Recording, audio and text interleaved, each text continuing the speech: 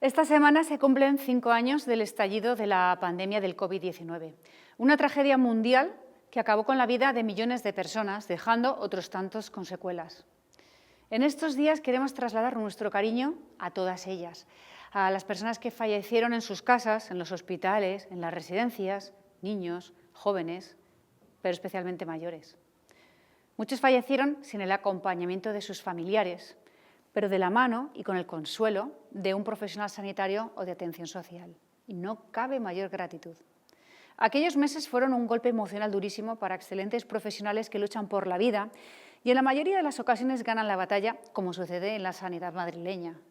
Muchos de ellos enfermaron también o incluso llegaron a fallecer.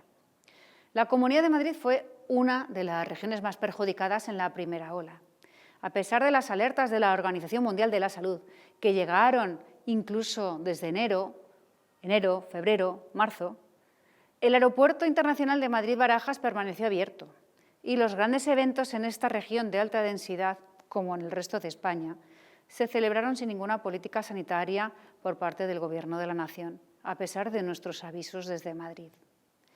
5 años más tarde, lamentamos que haya partidos políticos que, lejos de estar a la altura de este aniversario, pretendan tergiversar todo lo que el pueblo de Madrid vivió unido y que hagan como que en el resto de España tampoco pasará nada y sin responsabilidad alguna. Pero a pesar de todo, ese zarpazo contra nuestra vida y nuestra libertad nos unió como región. Aquí los ciudadanos, profesionales, sanitarios, funcionarios, empresas, todos dieron su mejor versión. Y hoy, 5 años más tarde, la Comunidad de Madrid se ha recuperado de uno de los peores trances de su historia y vive un momento de esplendor, alegría y pujanza.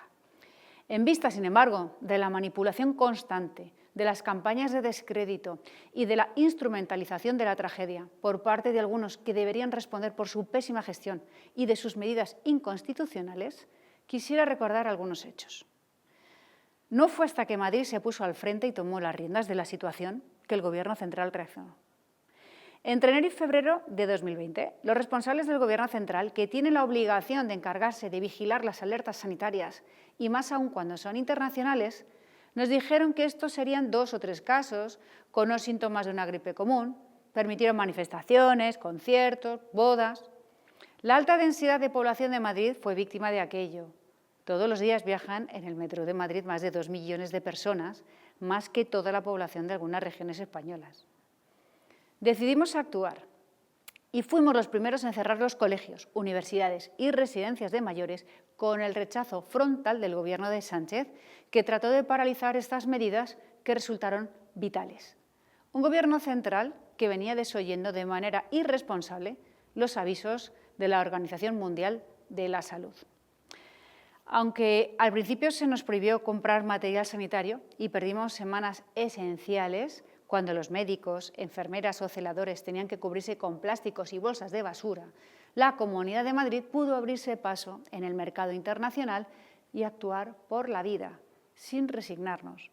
Y trajimos 24 aviones repletos de material de protección, camas, respiradores, más de 2.000 toneladas con las que comenzamos a ver la luz. También lideramos la distribución de las mascarillas FFP2 a toda la población y a través de las farmacias, y especialmente en las residencias, porque con información y responsabilidad los madrileños colaboraron de una manera emocionante. Fuimos los primeros en adquirir test de antígenos en España, hicimos test masivos a sanitarios, profesores, funcionarios. El Plan Vigía fue un modelo en el mundo. Nos permitió analizar la evolución del virus a través del estudio de las aguas residuales gracias al canal de Isabel II. Y así tomábamos medidas equilibradas, sensatas, por dónde iba el virus y siempre de la mano de la ciencia. Y gracias a estos criterios científicos, nunca en base a los de ningún comité de expertos inventado y menos por motivos políticos, hacíamos análisis de la evolución del virus incluso por zonas y así tomábamos medidas selectivas porque luchábamos contra el COVID y no contra la gente. Evitamos así cierres prolongados que hacían polvo a las personas con demencias, con trastornos autistas o a los mayores en general, para quienes los cierres abusivos significaban desorientarse, hundirse y deprimirse aislados. Además de que esos cierres prolongados, sin estudio científico alguno, hubieran supuesto la ruina de Madrid y, por tanto, de España entera. La capacidad asistencial jugó un papel fundamental, lo sabíamos, y para ello unimos por primera vez en la historia la sanidad pública y la privada bajo un mismo mando, bajo un mismo cuerpo, y juntos desarrollamos planes de estabilidad para permitir duplicar el número de camas de hospitalización y además triplicar las UCIs. Así evitamos dolorosas imágenes de otros países. Pero también tomamos otras medidas creativas, como convertir 14 hoteles en hospitales, atendiendo a más de 4.500 pacientes, entre ellos muchos profesionales sanitarios en primera línea de batalla, para evitar que volvieran a casa poniendo en riesgo a sus familias, y más si alguno de ellos estaban pasando, por ejemplo, un proceso oncológico. Y tampoco olvidamos algo que el mundo observó con asombro, incluida la Organización Mundial de la Salud y la Unión Europea. La Feria de Madrid, IFEMA, se convirtió en un hospital en apenas 72 horas y curó a 4.000 pacientes esas semanas gracias a la ayuda de cientos de voluntarios de muchos oficios. Posteriormente construimos el Hospital Isabel Zendal en 100 días, otro hito mundial de gestión del COVID, sanando a otras 10.000 personas gracias a sus 1.000 camas, evitando que el virus siguiera desbordando otros hospitales. Un hospital, el Enfermera Isabel Zendal, que además fue boicoteado y que tuvo que sufrir manifestaciones en la puerta con pacientes dentro. Pero es que además Madrid fue también la primera en proteger a nuestros mayores. Pusimos en marcha una red de geriatras referentes de hospitales para hacer de enlace a las residencias. Se medicalizaron 232 residencias, se distribuyeron 12 millones de unidades de material sanitario, se llevaron a cabo 11.200 traslados de residentes a hospitales, todos ellos bajo criterios sanitarios. Fuimos la única comunidad que puso en marcha un operativo de emergencias, bomberos, militares, policías locales, sanitarios, Cruz Roja y agentes forestales, voluntarios de protección civil, para asistir todos a las más de 700 residencias de Madrid. Fuimos la primera región que consiguió material de protección y test para sus bomberos, policías, para todos los efectivos desplegados en la región. Una docena de sociedades científicas, las más relevantes de España, firmaron un documento conjunto respaldando los criterios y las actuaciones de los profesionales en los hospitales y las residencias. Gracias a nuestras medidas quirúrgicas, en cuanto la Comunidad de Madrid gestionó en solitario la pandemia a partir de la segunda ola, el virus descendió drásticamente, mientras luchábamos para que los alumnos no perdieran sus cursos y para que la economía de la región no se hundiera. Cuidamos de la cultura, que fue premiada por el mundo entero. Sindicatos de actores querían saber qué hacíamos para no arruinar a la profesión. Los madrileños y quienes nos visitaban, con responsabilidad y bajo criterios científicos, pudieron sanar sus penas visitando un museo, paseando por la región, haciendo ejercicio físico. En España, sin embargo, se tomaron muchas medidas sin criterio científico alguno. Los ciudadanos tenían estipulado hasta las horas de paseo según la edad de cada uno, cierres masivos injustificados. Hubo fiebre por parte de algunas administraciones a la hora de cerrar en ocasiones sin basarse en nada. Agua, luz, aire. Y así funcionó todo en Madrid, como lo hizo su metro, y así sacamos comercios, bares, restaurantes a la calle.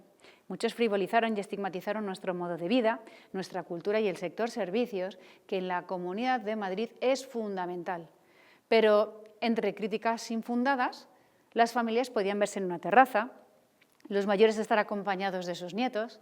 La vida, con sus restricciones y cautelas, siguió adelante para asombro de todo el mundo, porque demostramos que el rigor científico y las decisiones políticas equilibradas y sensatas funcionan. Hoy la Comunidad de Madrid está más viva que nunca. Amamos la vida y la libertad. Y por eso hoy somos ese lugar de referencia que ha demostrado que ser libre es más que palabras. Es una actitud que se defiende cada día. Hace 5 años, un coronavirus cambió en muchos aspectos el mundo. Hace 5 años, una región creativa, brava y solidaria demostró con sus 70 días de luto seguidos que la vida es lo más importante y que cada una de las pérdidas que sufrimos son irreparables. Pero también fuimos conscientes de la sociedad y del modo de vida que nos hemos dado entre todos en Madrid. Y nos gusta como nunca. Vivimos bajo ese criterio, bajo ese equilibrio, que es maravilloso. Libertad, economía y los mejores servicios públicos. Vivimos bajo un modo único de estar en el mundo, integrador, abierto, humano. Y por eso es un lugar hospitalario, trepidante y libre. Siempre hemos estado al servicio de España, siempre hemos sido una población que se crece en la adversidad, que cuenta con los demás. Somos los de Madrid. Dimos lo mejor de nosotros en estos momentos y ahora exigimos responsabilidad, sensatez y respeto por la verdad y por los que murieron y también por sus familias. Muchas gracias.